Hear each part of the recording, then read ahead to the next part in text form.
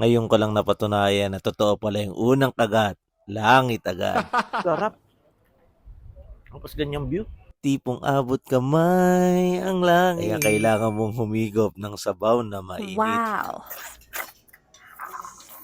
Kumain ng crispy pata na kare-kare pa. May tilapia, may tawilis, Lechon belly.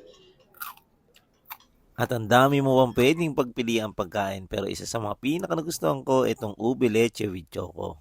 Grabe. At nandito nga tayo ngayon sa Dahon at Mesa. Located sila sa 105 Nasugbu Highway, Tagaytay, Tagaytay City. At inya mga kabasic, mga immortal. Ngayon nandito tayo sa Dahon at Mesa. Tapat na tapat lang siya ng SMDC. Grabe!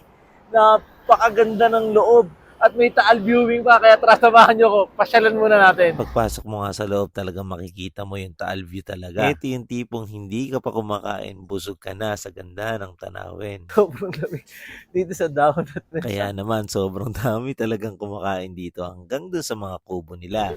At dumating na nga yung pang-immortal na bulalo. May pang-budel fight tayo. Pang-malakasang crispy pata kare-kare. At dahil nga malapit na tayo sa ulap, umorder tayo ng pansit pampahaba ng haibo. Kinain na natin to. Bulalo. Bone marrow bulalo. Higupin mo natin sa baw. At pagtapos nga natin higupin yung sabaw, higupin naman natin itong pinakautak. Sarap. At bukod nga sa masarap yung sabaw at saka yung bone marrow, ay melt in your mouth din itong mga laman. At next naman yung pansit para humaba ang ating buhay. Yung pansit nga nila napakaraming lahok tapos hindi ganong mamantika. Sobrang nai-enjoy ko rin itong crispy pata kare-kare nila.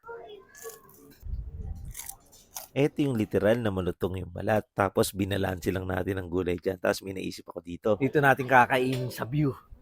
Yung crispy pata kare-kare.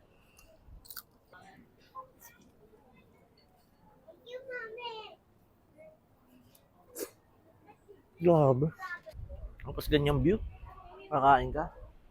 Tara na dito sa Dahon at Mesa. Next naman natin, pwede kayo mag-budel fight dito. Ako, budel me muna. Lechon belly. Sabi na to.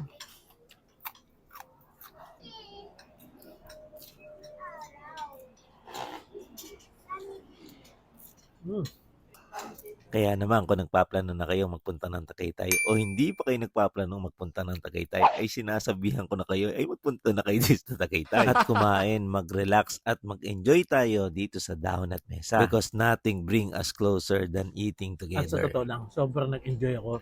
Hindi lang sa view, hindi lang sa food. Pero experience din sa Dahon at Mesa, hindi mo mababayaran ng pera. Kung paninintay nyo, punta tayo sa Dahon at Mesa, mga kabasic, mga immortal. Pang immortal!